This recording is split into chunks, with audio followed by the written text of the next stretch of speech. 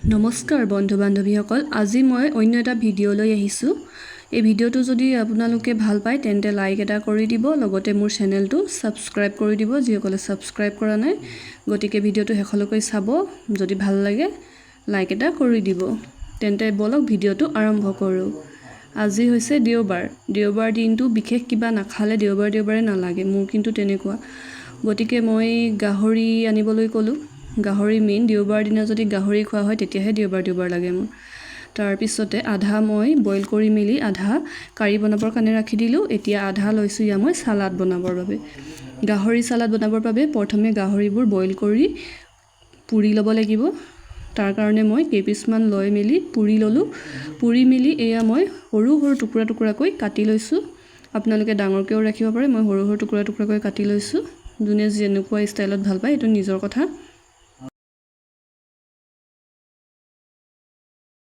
এতিয়া এটা বাতি লৈছোঁ, বাতিটোত মাংস টুকুৰাবোৰ দি দিলোঁ।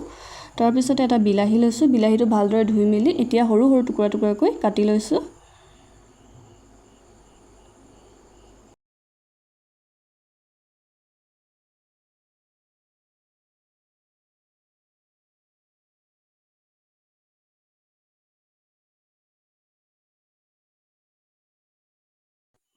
এতিয়া এটুকুৰা আদা লৈছোঁ, আদা টুকুৰা ভালদৰে বাকলি গুচাই চাফা কৰি লৈ সৰু টুকুৰাকৈ কাটি লৈছোঁ। লগত জলকীয়া 4-5টা লৈছোঁ, জলকীয়া কেইটাও সৰু টুকুৰাকৈ কাটি লৈছোঁ।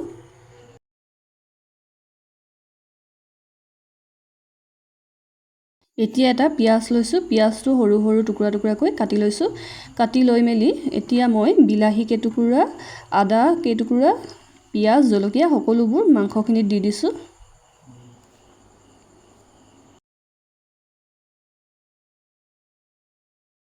এতিয়া অকণমান নিমখ দিছোঁ, তাৰপিছতে অলপ মিঠাতেল দিছোঁ। তাৰপিছতে এতিয়া অকণমান ব্লেক পেপাৰ দিছোঁ, জালুকৰ গুড়ি দিলে খাবলৈ সোৱাদটো অলপ বেলেগ হয়, ভাল হয় খাবলৈ বেছি। তাৰপিছতে অকণমান গোল নেমু চেপি দিছোঁ।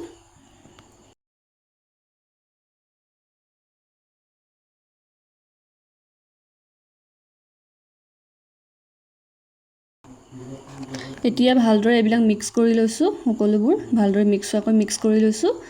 এনেকৈ আজি মোৰ গাহৰি চালাড ৰেডি হৈ গ'ল। এয়া মই গাহৰি চালাড বনালোঁ। যদি মোৰ ভিডিঅ'টো আপোনালোকে ভাল পায় তেন্তে লাইক এটা কৰি দিব, লগতে মোৰ চেনেলটো ছাবস্ক্ৰাইব কৰি দিব। আজিলৈ আহিছোঁ, আকৌ আন এটা ভিডিঅ'লৈ সোনকালে আহিম। বাই।